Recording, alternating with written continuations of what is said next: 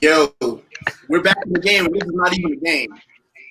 Like, this is serious business. I have some other friends that are going to be popping in. Frost decided she wanted to be first on the menu, and she came in with a. What are you doing back there? Huh? What are you doing back there? What are you I'm doing? not doing anything. Okay, never mind. Maybe not that. You're smoking. People still do that? Apparently. Oh, yuck. I know. Jeez, what? Who am I to judge? So, before we get into the grim and nasty, I've got good news. Today, we have another sponsor. Oh, good. Congratulations. Let me show you who our sponsor is today. And when I say sponsor, we got stuff. Hold on a second. Boom. Check this out. What is it? And good afternoon, Villat. Good afternoon, Brother Sid, BK. You're welcome to jump up with us if you want to. Thanks for sharing the good news. But check out our sponsor, Global Nor Kitties. Now, you may say, how do you choose your sponsors? How do you decide who gets to sponsor you? Easy. I did people I know, friends, people who I know the quality of their work. And by the way, when I say sponsor, I mean I get stuff. Now, look, you can look at all this cute stuff she's doing for, actually, Letitia, you might like that one, the matching headband and blue. It looks like a bow tie. But let me tell you what I got. These. What'd you get? What are those? Mask attachment ear savers. Mask attachments and ear savers. Because you know what? While you're looking at this, I'm going to go grab a mask and I'm going to show you. Show you how prepared I was.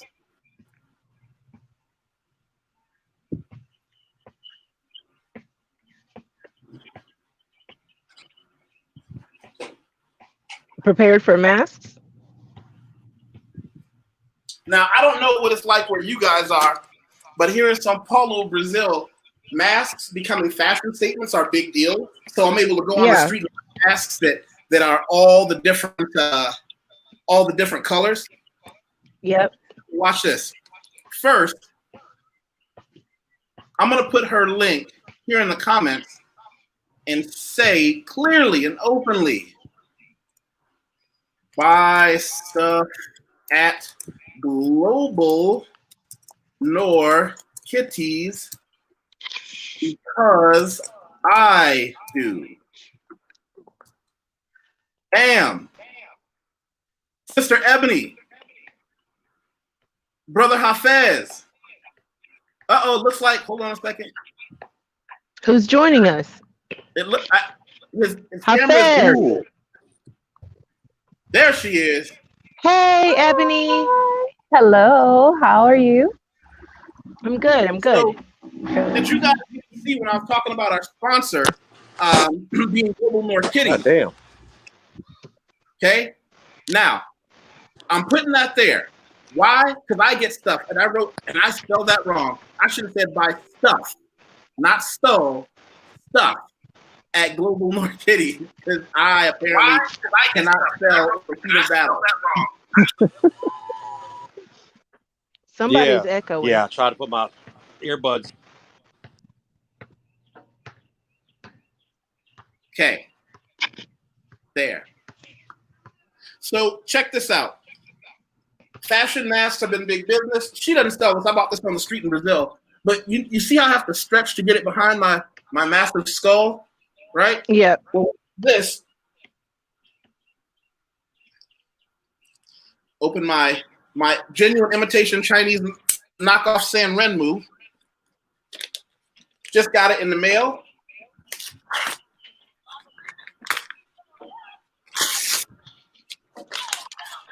Bam.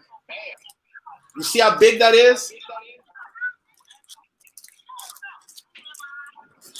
Yeah. For the record, the people you're supposed to sponsor, the people you should allow to sponsor you are people who actually do stuff that you believe in, stuff you've used. You know, I'm not just out here selling my ass, because if you bought these and it was bullshit, then it would make me look bad. Right. So, here's what you do with them. You cook it. So I wanted to have some levity today before we got into the heavy business. Put it on, blend it around. Use a little bit of, where is it? Come on, get in there. There we go.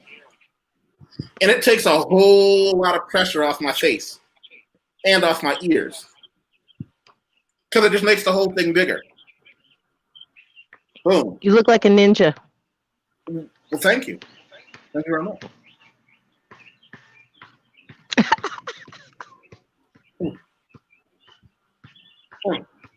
So yeah, shout out to Global Nor Kitties for putting out quality. I wonder if I could put it on if this was already on it like that. No, that's that. I mean, if you don't have any hair. Yeah. Yeah. So now that we got that out of the way, and I want to say shout out and thank you to Global Nor Kitties for sending me stuff that I use, and for being a sponsor, and for watching and sharing and all that other good stuff. I'm going to flash her page here again so everybody sees it. Global Nor Kitties. She has a bunch of stuff. This is what I needed, but I know other people who have purchased from her. She's a friend. She's an expat, and she's worth it. And I'm still talking through a mask. There we go. Bam. Let's see. So now that we've had a little bit of fun, some good news. Brother Hafez is back in the game. I think he's got his connection up. Okay, maybe he's not. It looks like Ebony and Brother Hafez are having some technical difficulties. There you go. There you are. Yes, I was Right. trying to I can't enlarge hear the Jack screen now. so that I But- could see the thing that Yusuf had, but then I ended up kicking myself out and I had to log back in. Well, let's do this. How many folks here remember dear sister Ebony, who was last I can't hear week in anything now. Columbia? And you can't hear anything, Hafez? Can you hear us, Hafez? You know, I can't hear anything on these earbuds. I've been trying. Oh, My no. technology sucks. Oh no. Oh no. Well, we'll Gotta be here come back for out. you. Yeah, don't worry about it. I got We'll be here nothing. for you. So here's where we last saw Ebony. Ebony has popped in a few different times. She used to be an expat, then she got seduced by America, and I'm trying to get her back out. Come here and hang out with me in Brazil. We've been talking about that. I'm 'Cause coming. I didn't really get seduced. My sister got married and then I got stuck. yeah, because weddings last that long. Right. You guys might remember Ebony, the Colombian connection. You know, she lived in Right. Colombia for a while. She gave us a great discussion on what it's like out there. Now, hopefully, she'll be over here in Brazil soon. I'm going to actually put a the link. end of the year. Okay, well, I heard, look, you and dates, I mean, forgive me for not being your most ardent supporter. When you think you're going to get out here, you'll get out here. I mean, I've been saving your seat on the bus for a while. You have. See, You know, and everybody it was me Huh? trying to stay for Mardi Gras is what got me. Oh no. Yes, right after that, everything fell apart. ouch. I know. And then Mardi Gras sucked this year. I'm sure that it did. Well, not because of COVID. Unfortunately, we had it was so weird. We had 3 people that were killed. They got ran over by floats. And so they were canceling parades. And yeah, it got really crazy. Oh wow. Wow. I put that link in the comment section meeting Ebony, the Columbia connection, we had a great discussion. Everybody remembers Letitia in the tiny house. I still get people, hey, when is she coming back? Whenever Hafez gets back in the game, he'll be able to tell us about his channel as well. So let's do this. I want to go over a few things. And I want to talk about what we're not going to talk about. Are you both familiar with the debate last night and one specific comment by President Donald Trump? Stand back and okay. Donald Trump, during the course of that's better. Okay. Donald Trump, during the course of the debate, was asked to renounce white supremacy, and the domestic terrorism as a result thereof. Before we get to the good stuff, let me tell you what we're not going to discuss today. We're not here to discuss whether or not what he said was a dog whistle or inflammatory or was intended to be permission for white supremacy groups to take action. We're going to accept that it was. Now, if somebody wants to debate whether or not that's what he meant, you can do so in the comments. We're not going to address that here. We're going to move forward. The other thing that I want to take as given, but first I want some pushback from you if I'm wrong.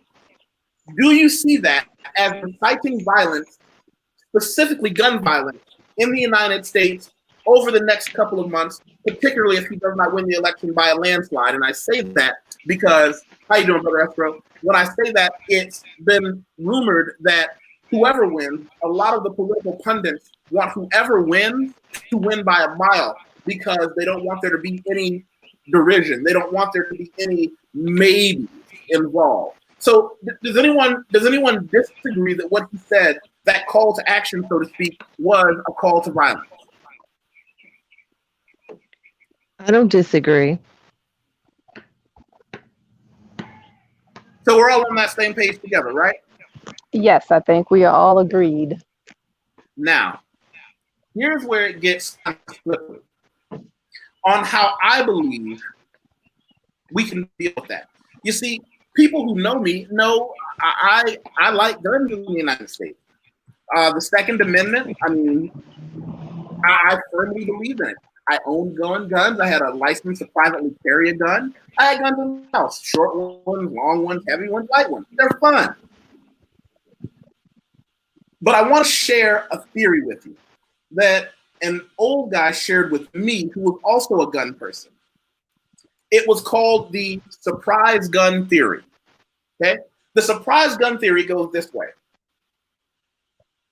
Whenever I'm going someplace, if it's someplace where I think I might need a gun, I don't go there.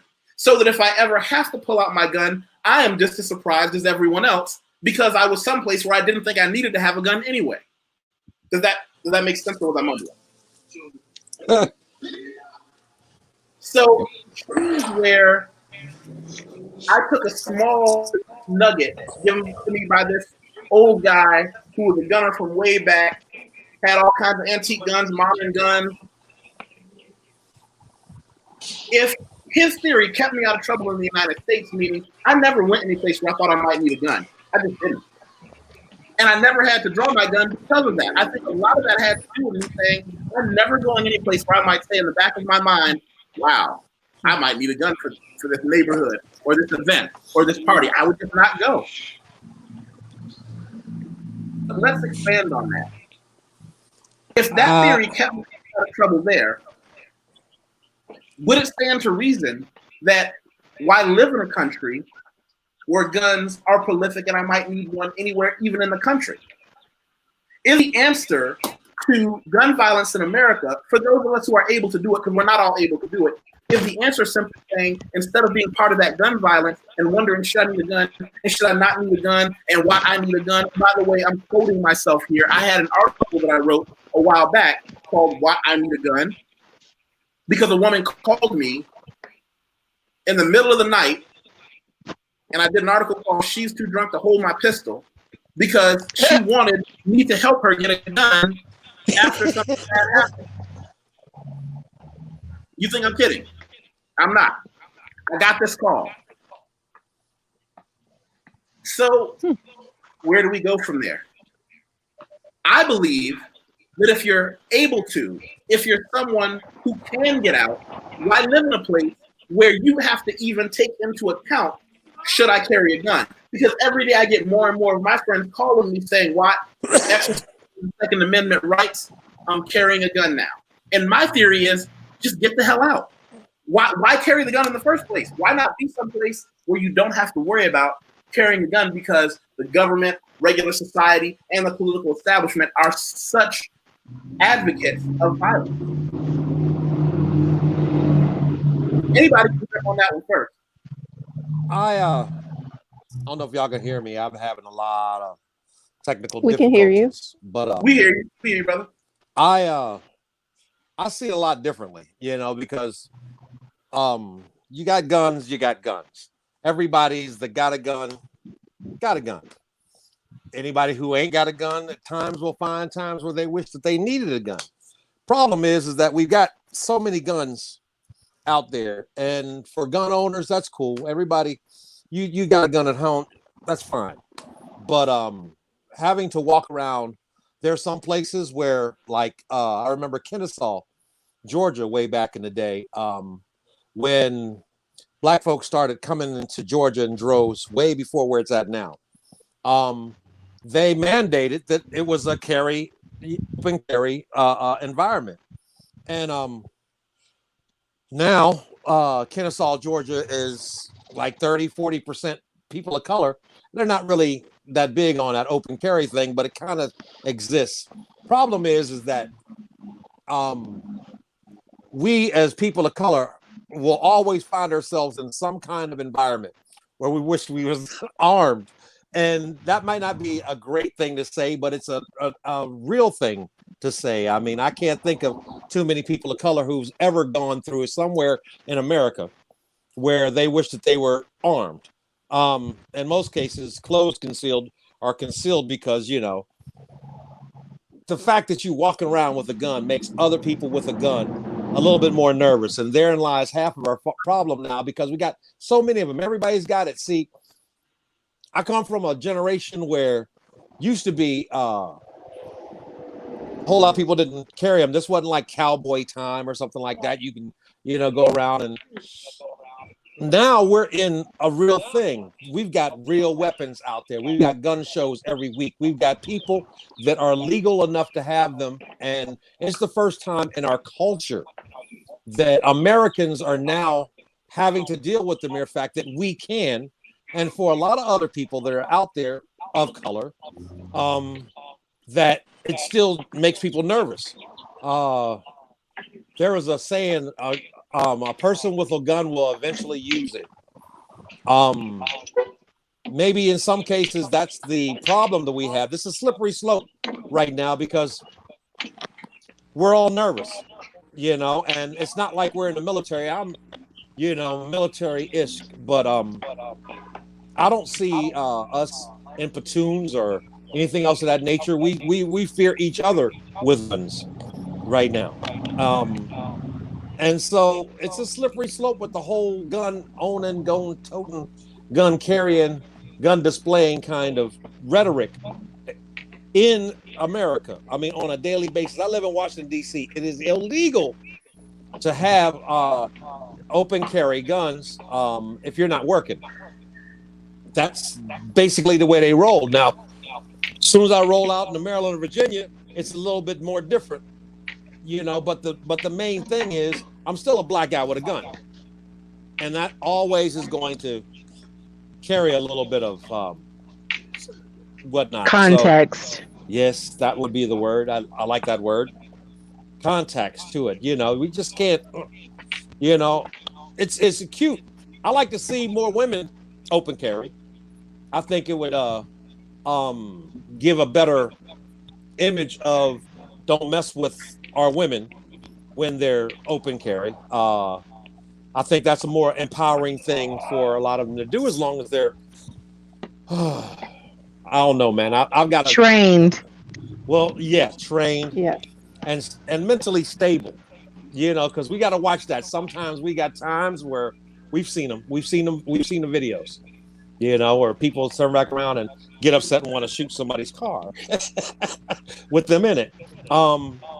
So yeah, we're in this whole new world now with guns, because guns don't kill people. People kill people. But lots of people with guns hold on. get killed.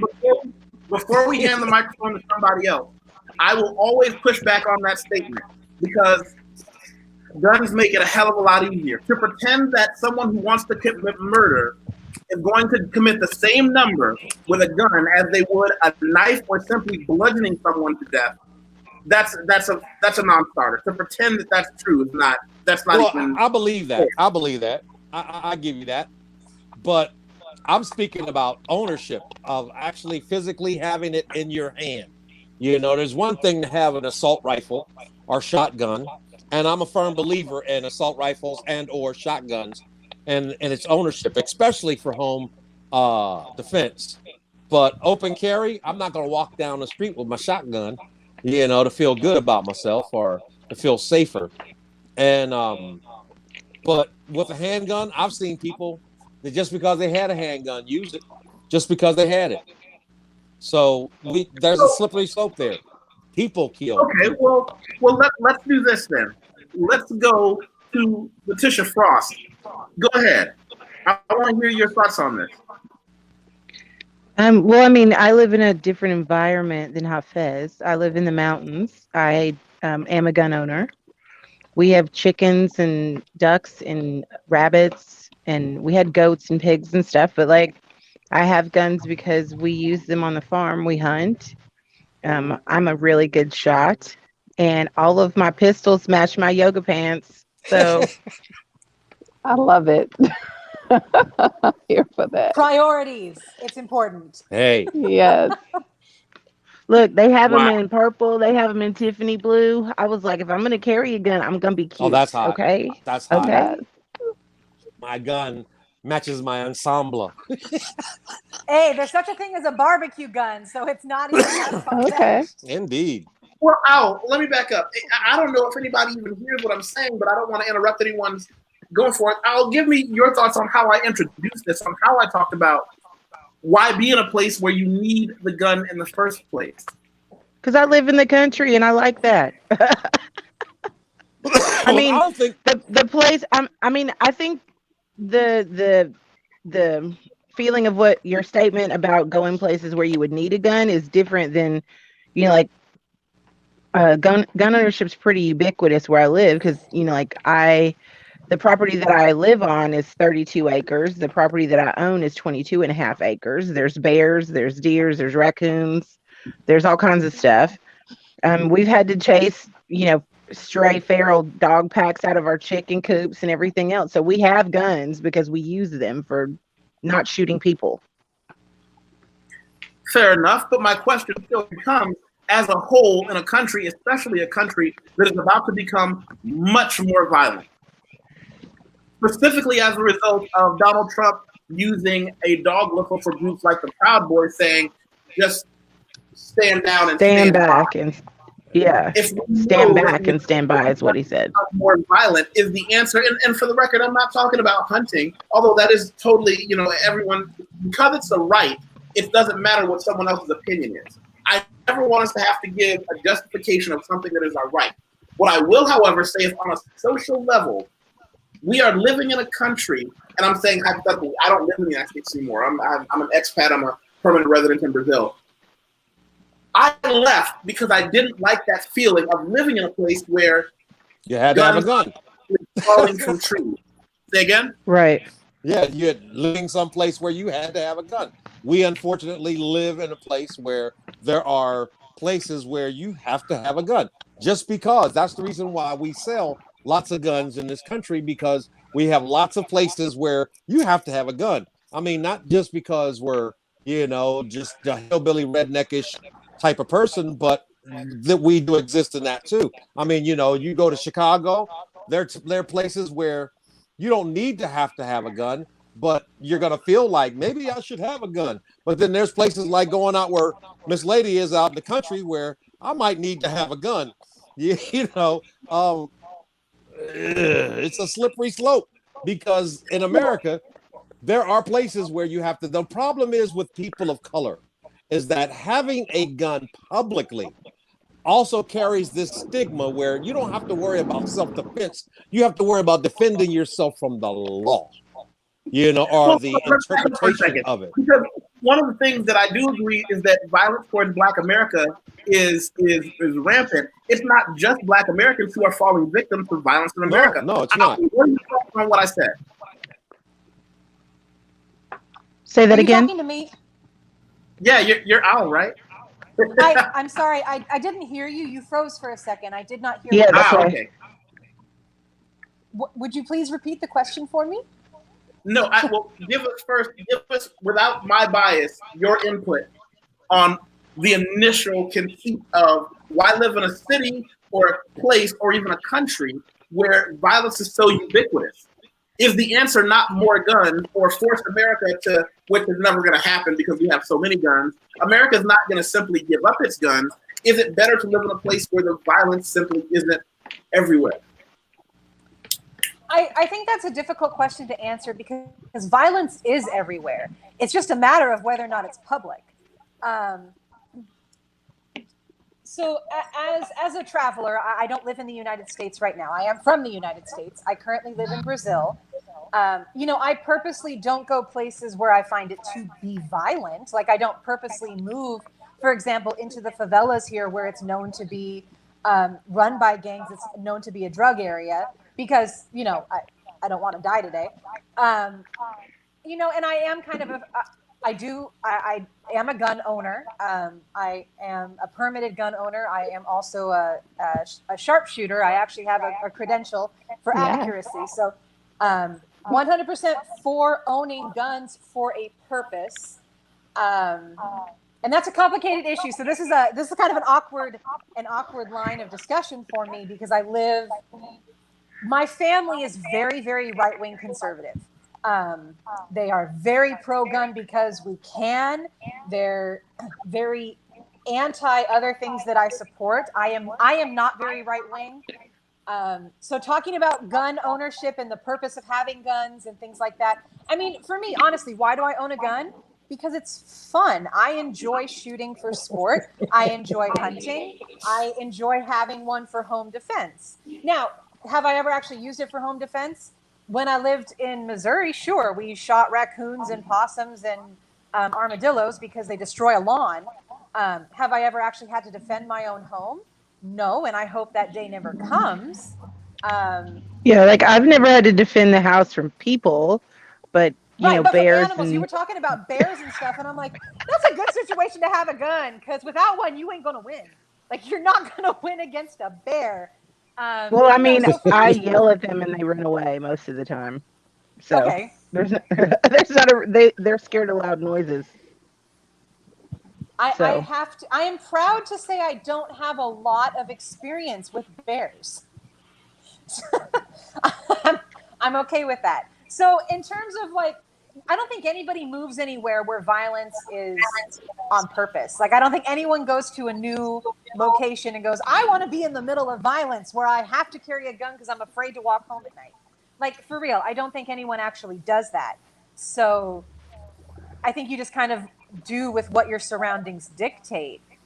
Honestly, I think that's the best way to describe it. Like you do what you have to survive.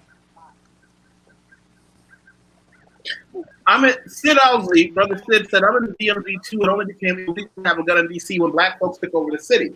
Open carry was never legal, but was legal in DC. DC is changing. The gun laws are changing too. I mean, you have to understand in DC. Wait, one quick before we get there. Let's see where Ebony is with us. So I have never owned a gun, but I did have my concealed permit to carry. I took the class with my dad. He is avid, he won't leave the house.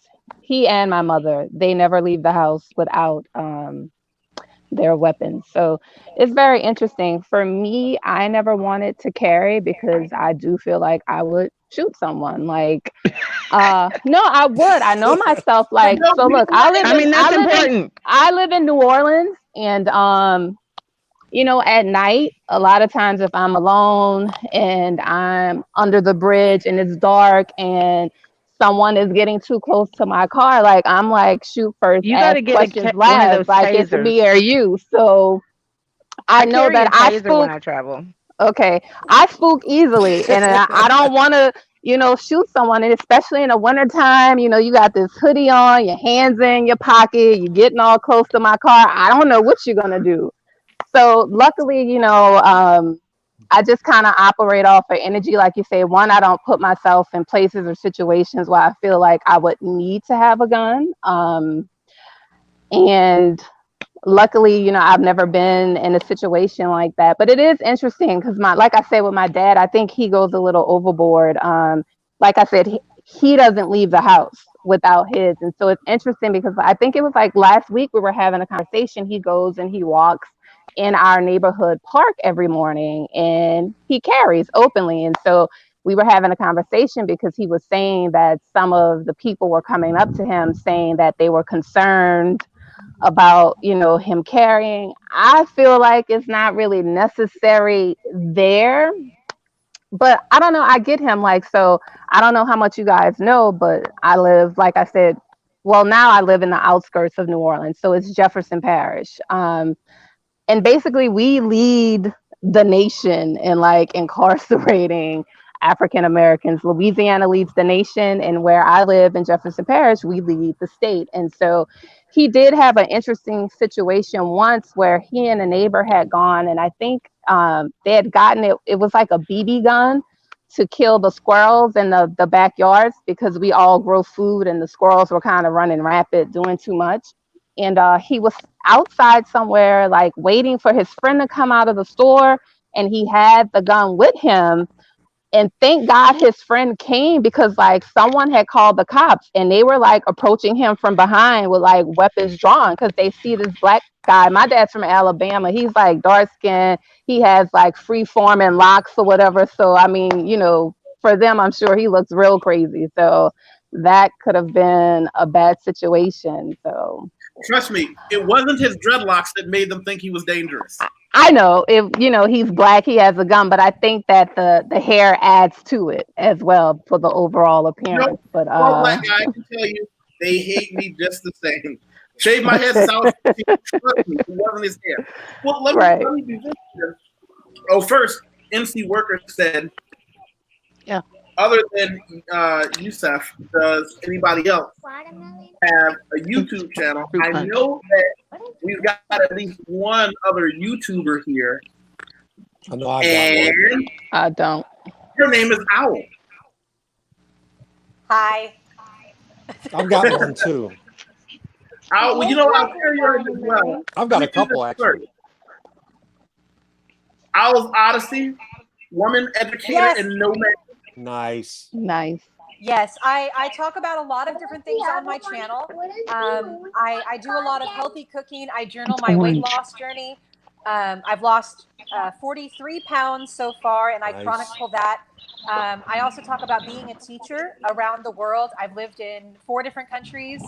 And I talk about being an educator. I talk about language. I talk about everything because I just happen to be a medley of different flavors.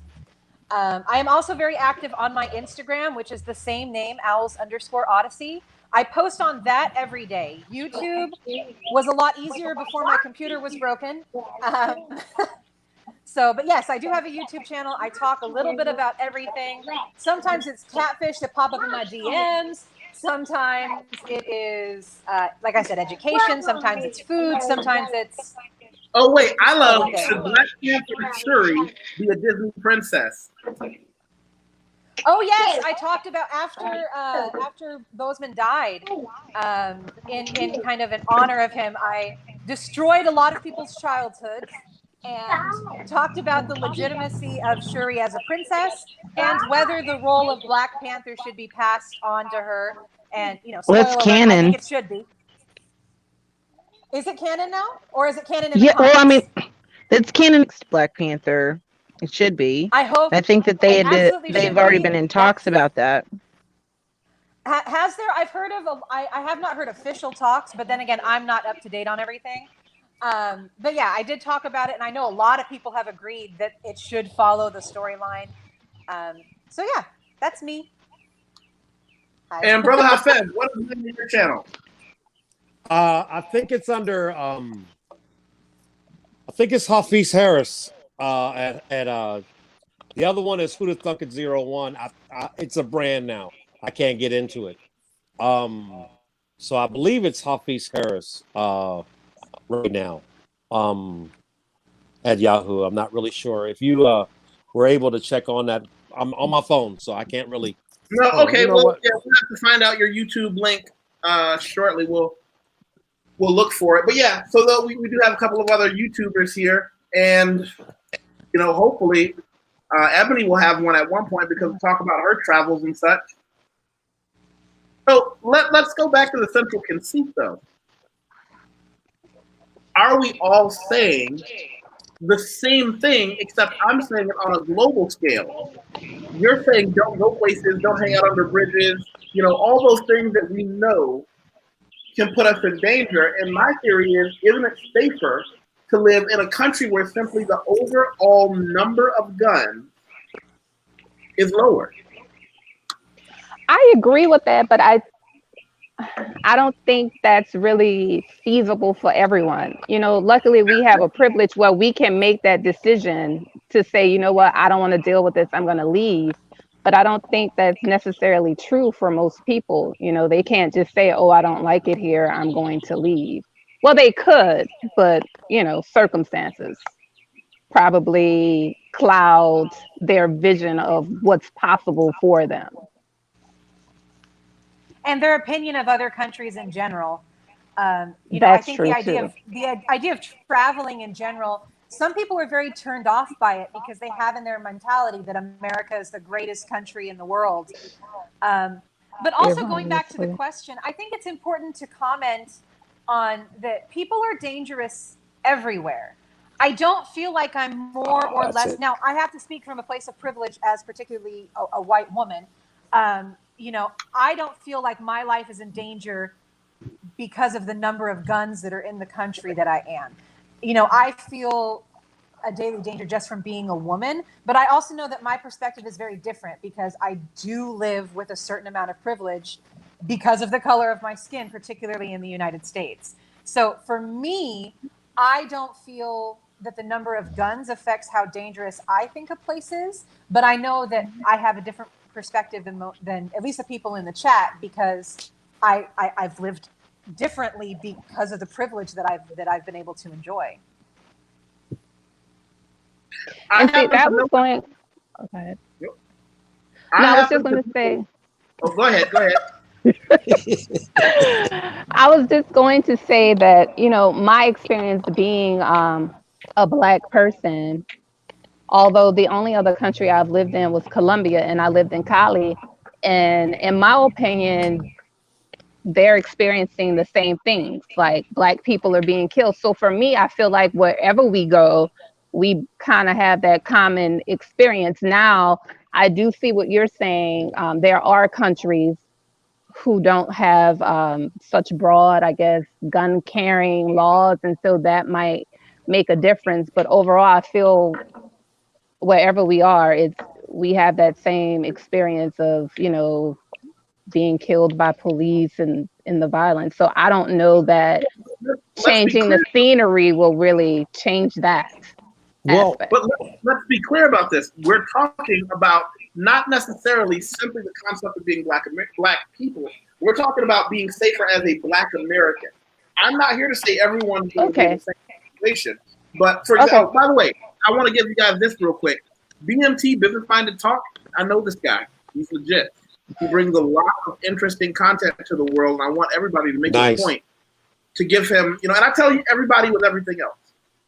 I want everybody, when I suggest someone on YouTube or Instagram, subscribe to them for a month and see if you like what they talk about. If you don't, you can unsubscribe. But anybody that I put you in a game with is somebody that I definitely want you to give them a chance.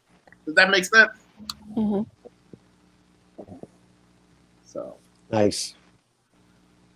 Well, yeah, then Yusuf, back to what you were saying, though, that makes sense. To be honest, when I lived in Cali, Colombia, I felt safer there than I do in the United States. and that's the thing. I mean, how do we reconcile understanding it's not going to get better in the United States? It's not going to get safer for you. Not in our lifetime.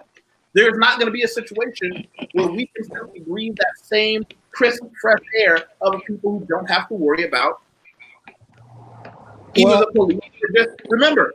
Black people get it worse, but random white people get killed all the time too. We can't forget about all those people who are in movie theaters when someone walks up with a gun. We can't forget about all those people who are in a shopping mall or in the parking lot when someone walks up with a rifle and starts shooting. Yeah, well, I will say this though.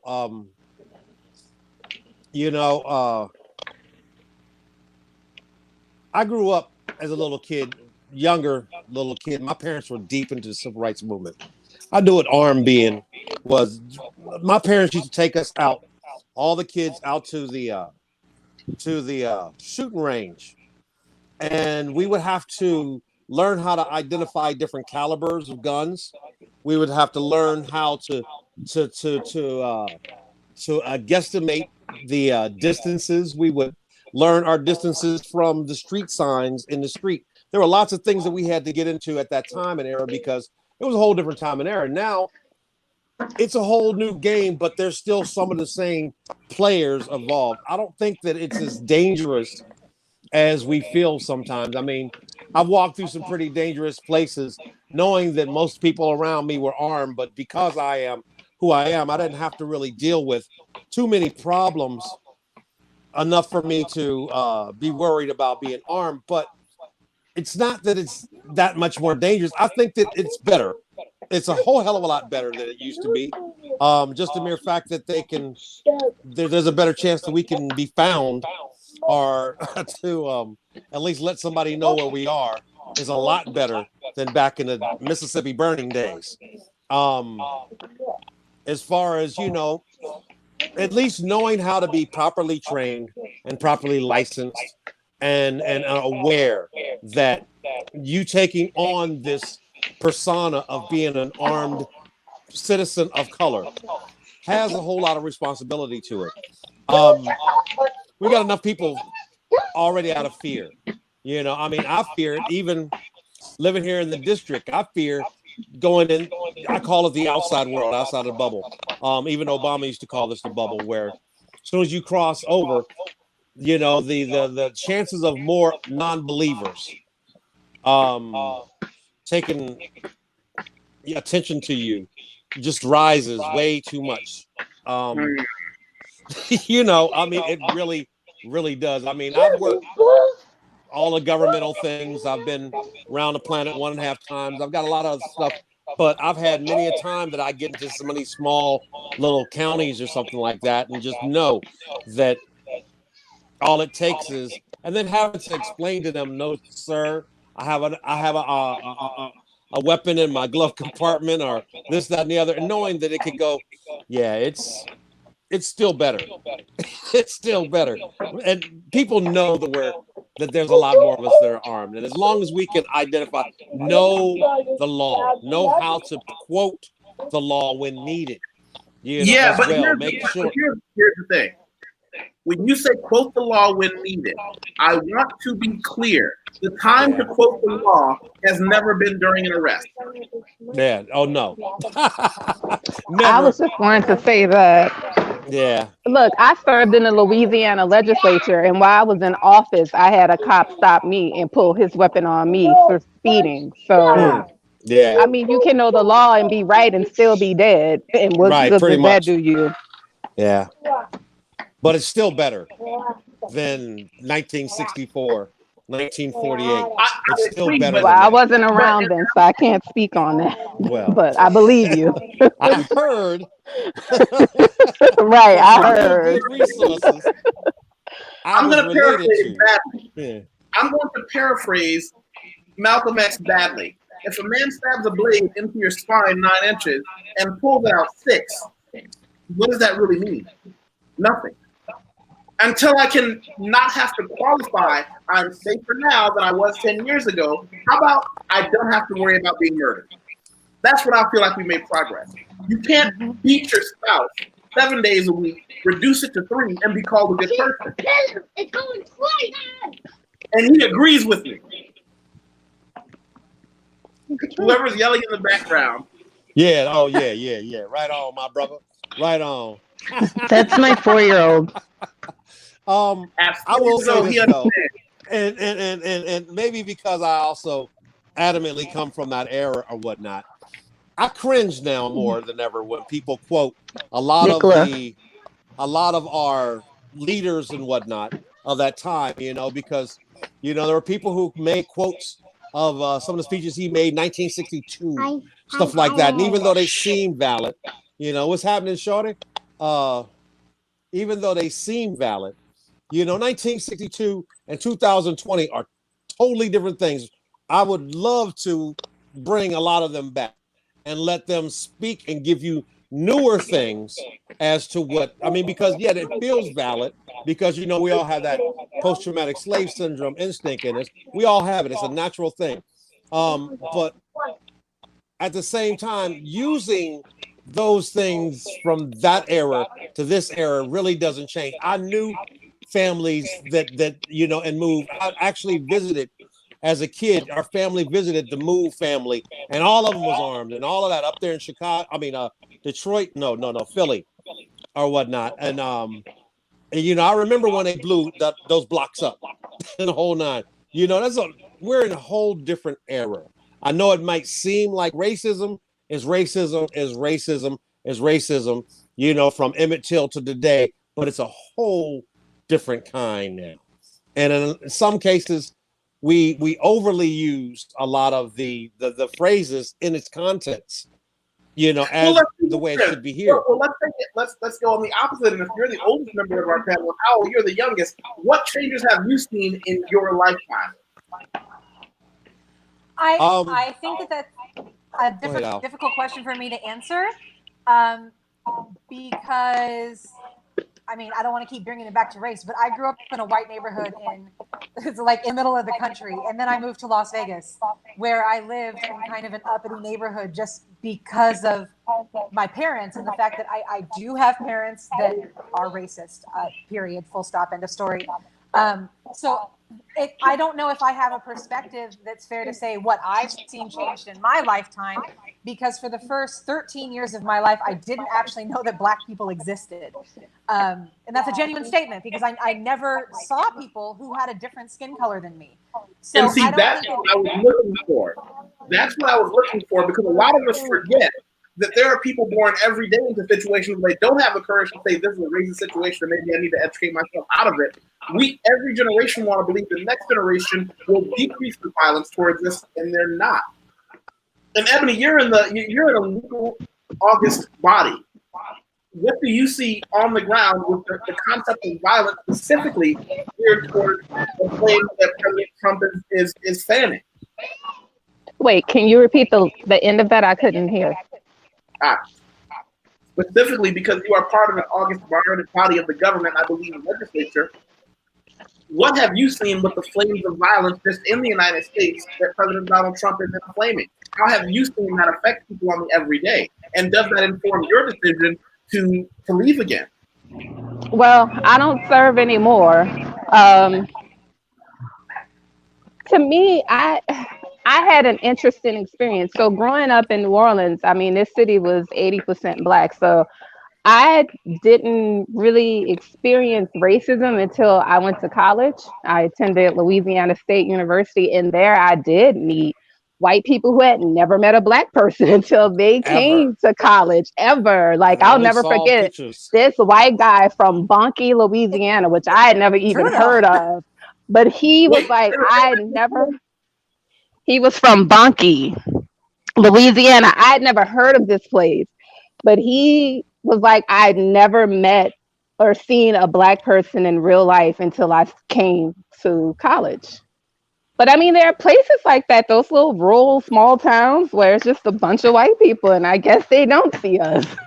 But yeah, so I yeah, had for me it was interesting because that wasn't my experience growing up. And then even I mean, we're all mixed up down here. So our white people, they were a little different, but now we've been gentrified, and so I can say that the Americans who have moved in here, they've come with quite a different mentality. yeah. I Well, hold on, brother Hafez, hold on. I want Future Frost's thoughts because you do live in rural America right now. Have you bumped into Yeah. people just in the lifetime of you and specifically your children? Do they bump into people who have never seen anyone looking like you in the rural areas? I mean, not really. Um, I would say, I mean, because I live in Tennessee, so um, my experience is different because, I mean, I grew up in Chattanooga, which is diverse, more diverse. I grew up in a diverse neighborhood. Like there's at least three different ethnicities of people that live. I'm at my parents' house right now, and they live in a neighborhood where there's Hispanic people, there's Asian people. There are a lot more retirees, like Caucasian retirees, when I was a kid. And then when those folks moved out, then there was more diversity in this neighborhood. So I mean, it's always been for me, like I grew up in a church that was mixed race, and I went to a school that was a magnet school that drew from all over the city, and the county. So I mean, I would think my experience is probably different just because it is the South. But I mean, I experienced a lot of different, like situations where there were people that, they wouldn't allow their kids to play with us, or just different attitudes. But it's like everybody's been thrown together, but people still stay separated, segregated in their social groups and stuff. Hmm. And that segregation in our lives is what I think is going to keep fueling it. Because when you have people who have only listened to their elected officials, to their Donald Trump, I mean, we just had an instance of someone who got into a car and drove I don't know how long with a gun to quote unquote defend someone, which doesn't fit any definition of defense, but that's what America is coming to. And I think it's that I knew a long time ago that I was growing tired of fighting. Tired of, because this is something that those of us, not just in the panel, but watching can attest to, is that when you leave the United States, that weight kind of comes off your shoulders. Now you still got to work, you still got to have your own career, but so many of those other things that you didn't realize were informing your behavior as far as violence in America, you don't have that anymore. For the trees. Yeah, that was one thing I didn't really realize how segregated and racist it was in the United States until I left. Because I mean, I've been here my whole life and never had gone out. When I was in college, I spent time in Central America, and it wasn't even till like month number 3 that I even realized like why I was having such a good time, because there were other people on our trip that were feeling some type of way.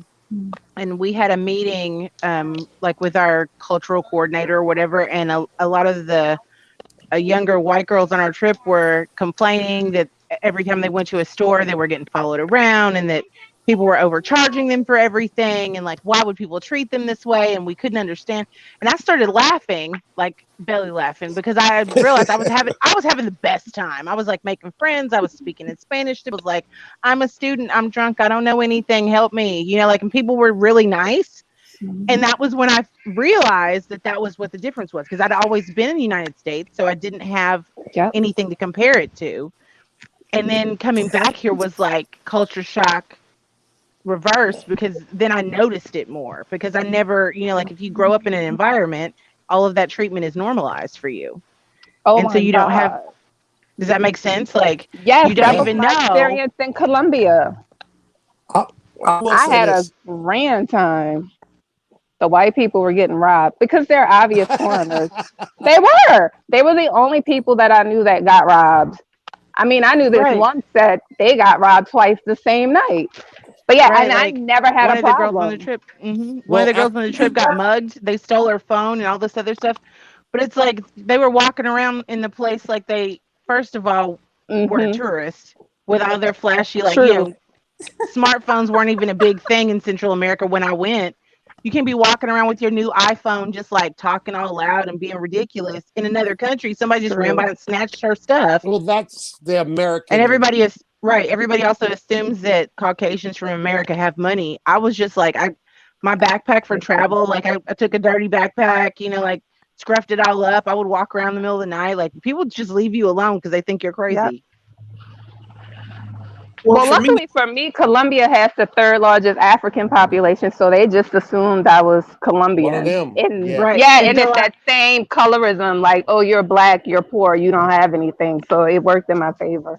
Right. And part of it too was like once I opened my mouth and like I'm speaking Spanish with like a Southern American accent or whatever, because I'm almost fluent, but not exactly, but I'm still, pronouncing words with a Southern accent. People were like, "Oh, you're so cute." So then it was like I was an American and black. And so people, I mean, I got free things everywhere I went. People were just like buying me drinks, buying me stuff in the store, like wanting to talk to me, but like the Caucasian folks on our trip did not have that same experience because people were real like suspicious of them, and they would charge them double for something that was cheap because they didn't do enough research in the country to know what the regular prices for things were. So I don't know. It was just like I had a completely different experience than the other people on my trip.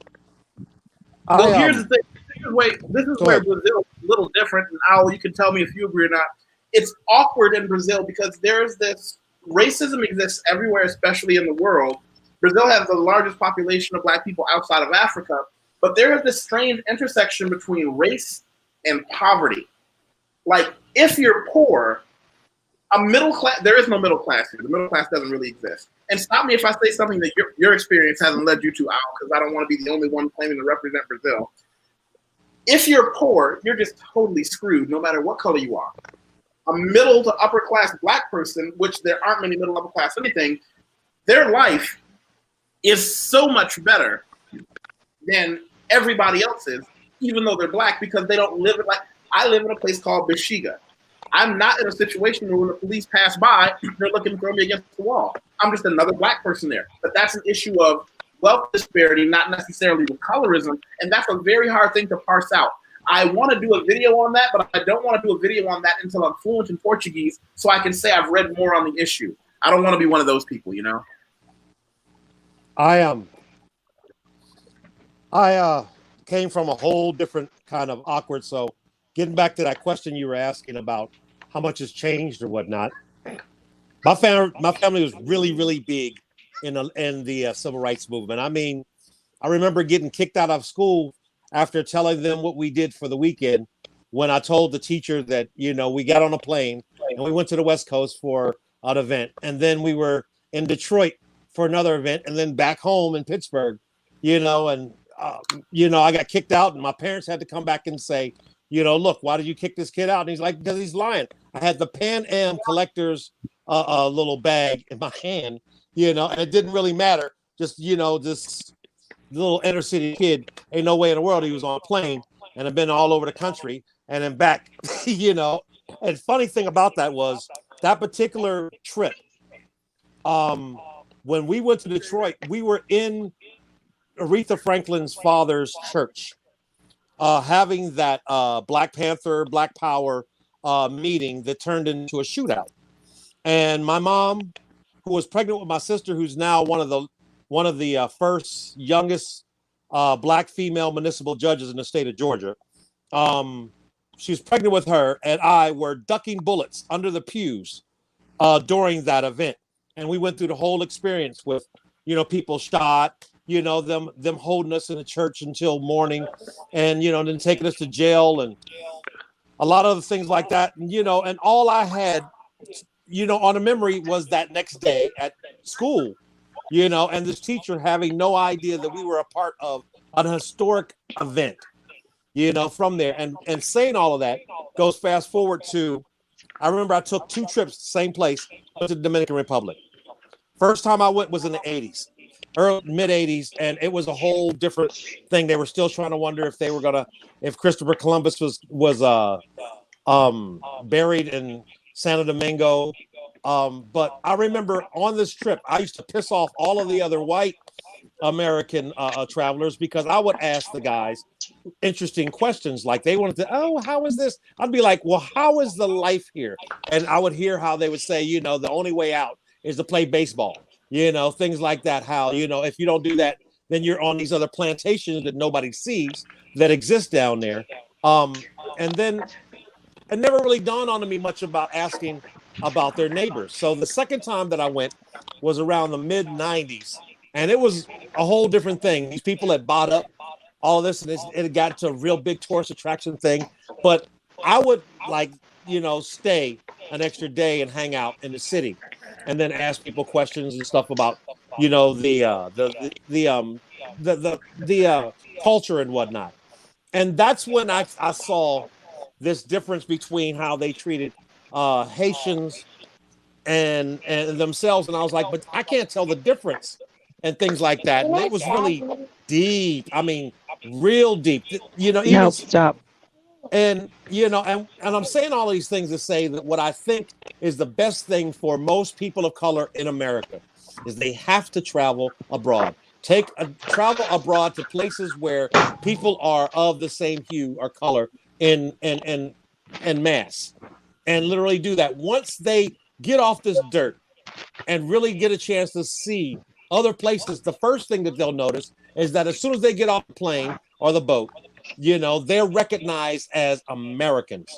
First and foremost, not just, oh, I'm black, I'm one of y'all. No, you're an American. I remember when we went to Africa, we was in Nigeria, and I'm like, oh, my people. And I was like, you are not one of us. You're an American, I was like, yeah.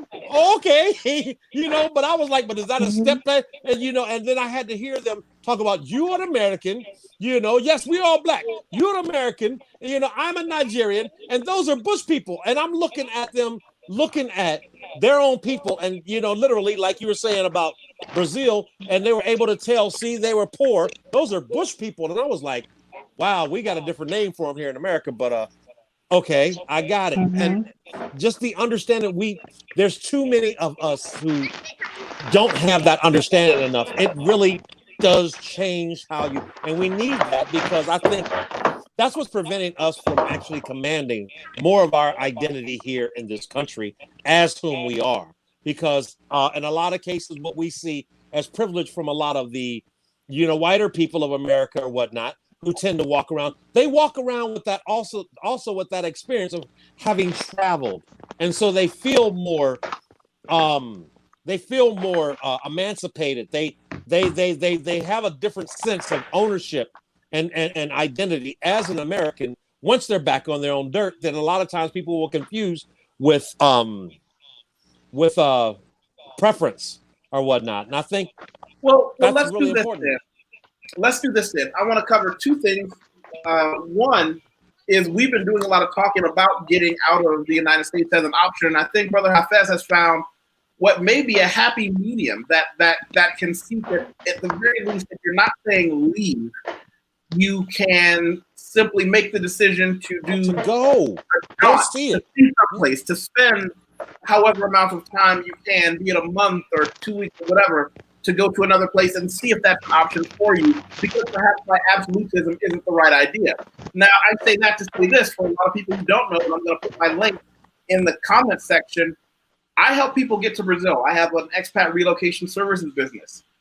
What we do is show people the paperwork they need to live here legally for a holiday or longer. Visas, residency, all those things. My staff is bilingual Brazilian, and this is something that I started doing privately, and now I do it a lot more publicly, and it's been a wild ride because so many people have been contacting me about it. And I would say join me on LinkedIn,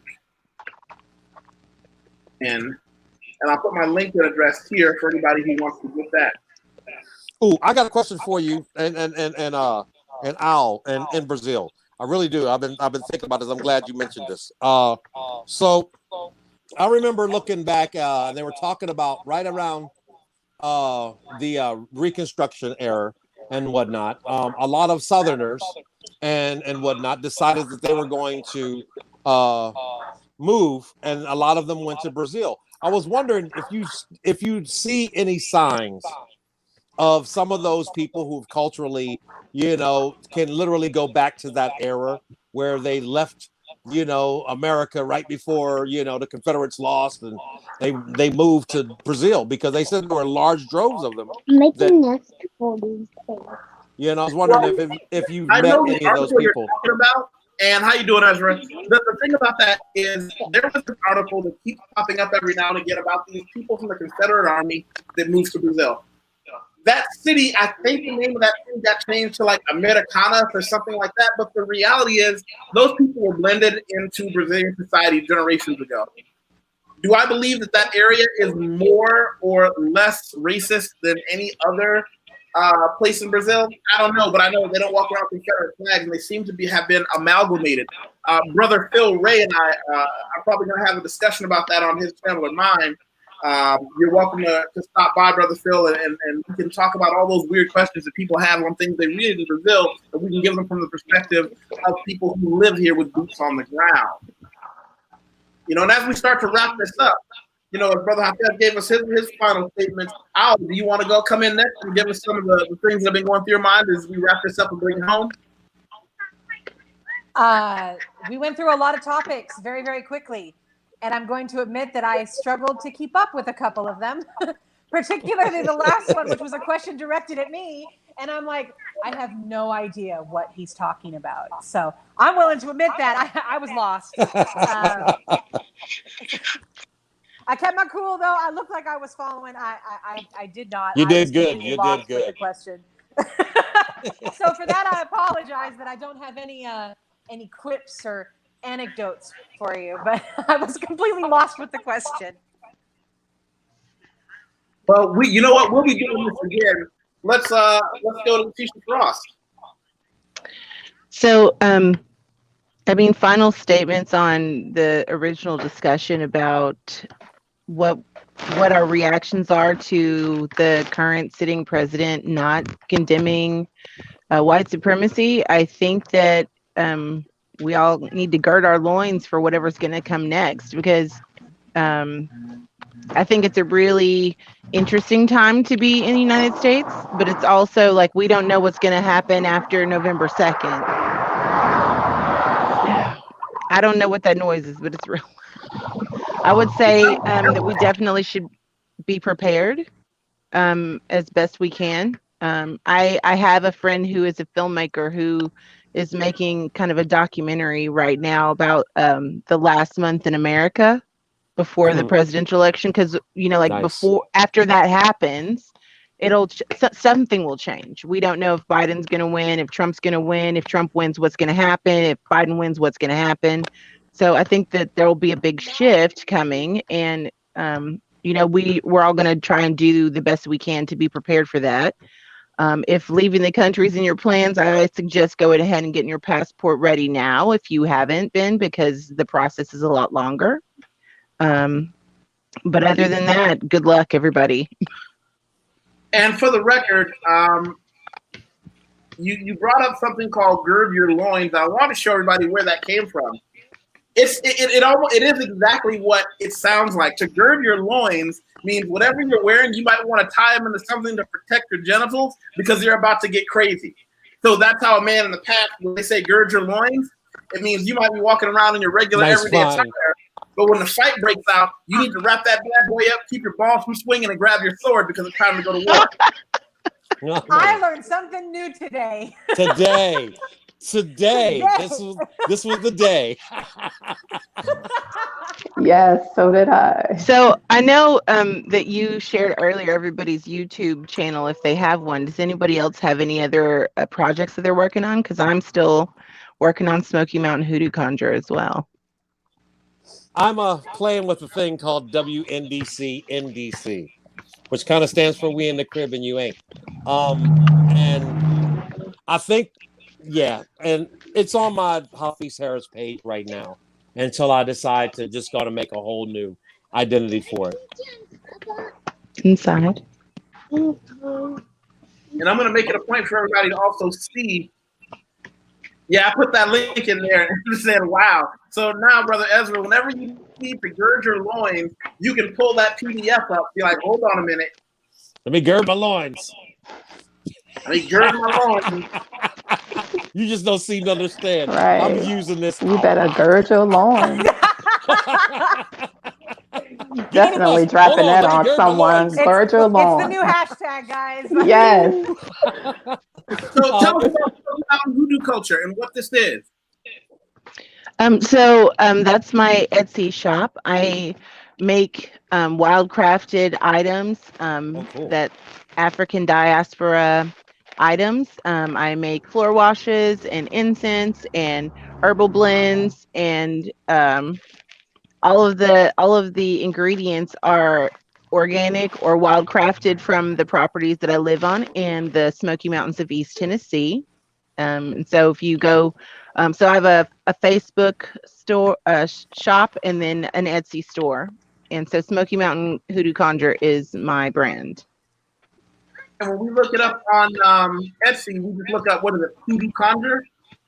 Yes, Smoky Mountain Hoodoo Conjure. It's Smoky Mountain Hoodoo Conjure on Etsy as well? Yes. Let's I'm see. looking for it. I got everything but the wrong thing so far. Yeah, it's not popping up on Etsy. Oh, well, I'll have to. I think it's shortened like Smoky, SMKYMTN Hoodoo Conjure. SMKYMTN?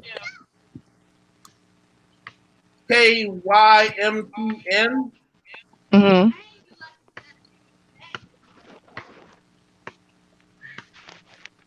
Yeah, no.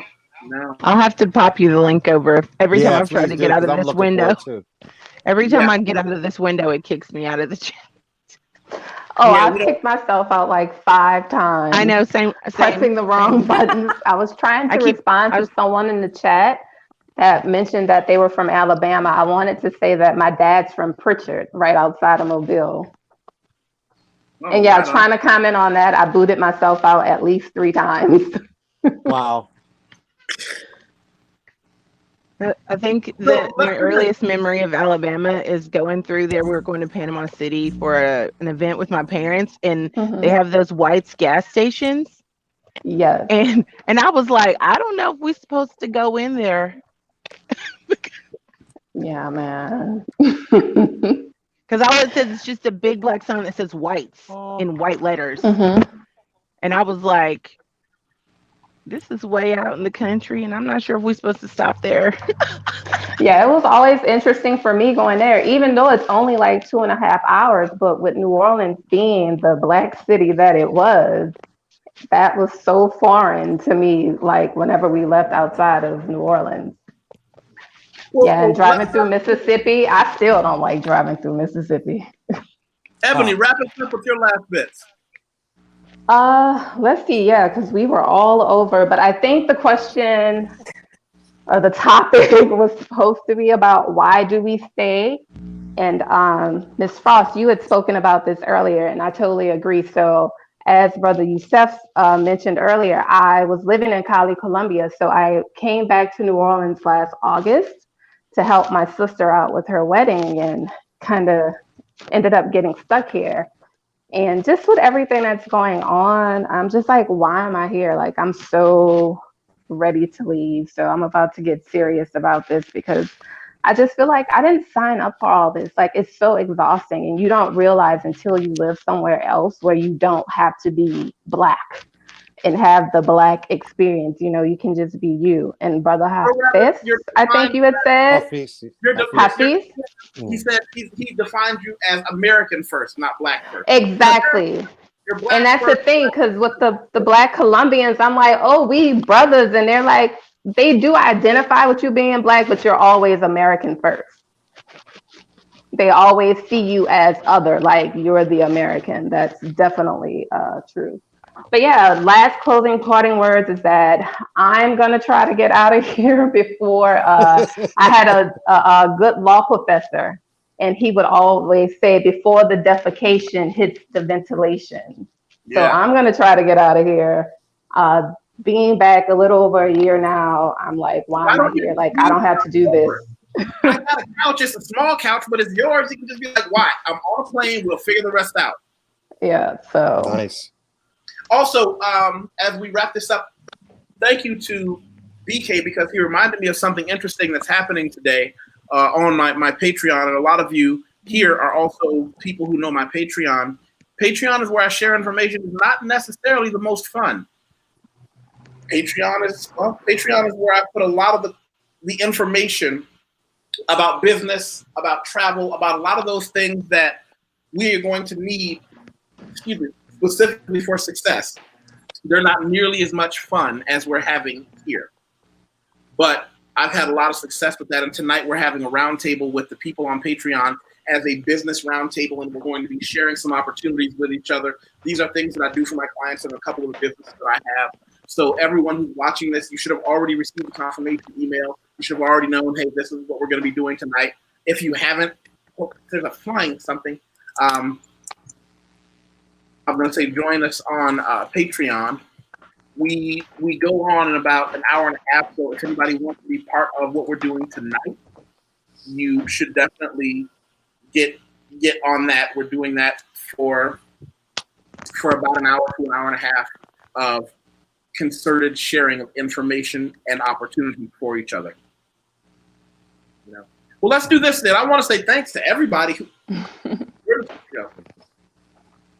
I don't know if it was on purpose or if she accidentally kicked herself out. probably an accident. Yeah, that's what I figured. So let me do this. First, I'm going to say to the people here behind the scenes with me, stick around. We got a little bit of housekeeping we're going to do after we go off live. To the people who are watching in the crowd, thank you. It's because of the support I've had from people like you being able to do this, because we talk about three big things here. We talk about world travel, not just my life in Brazil or her life in Colombia, but travel all over the world. We talk about social issues before we discuss it today. And we also talk about money, which is my favorite subject. Be sure to like, share, and subscribe. Subscribing is really important, and so is sharing this on Facebook or Twitter. And I was just kind of stalling so I could say, There she is. You came back just in time. I'm going to click off the live, and then we're going to have a quick chat behind the scenes with each other. And what she went, oh, here we go. Now I get it. She just privately messaged me. She had to get off of the chat to get to go show us where her Etsy store is. I had to go find the link. And hold on, I'll put this up here so we can. She had to go find the link, so she left, came back. I'm gonna put this here in the comment section, and I'm gonna let let's see, there, boom. Smoky Mountain Hoodoo Conjure is where she posts and puts all the, dare I say, handcrafted stuff she makes. I don't know what it's all for, but it looks interesting. I think I found a Facebook on her. I'm not quite sure. Yeah. Yep.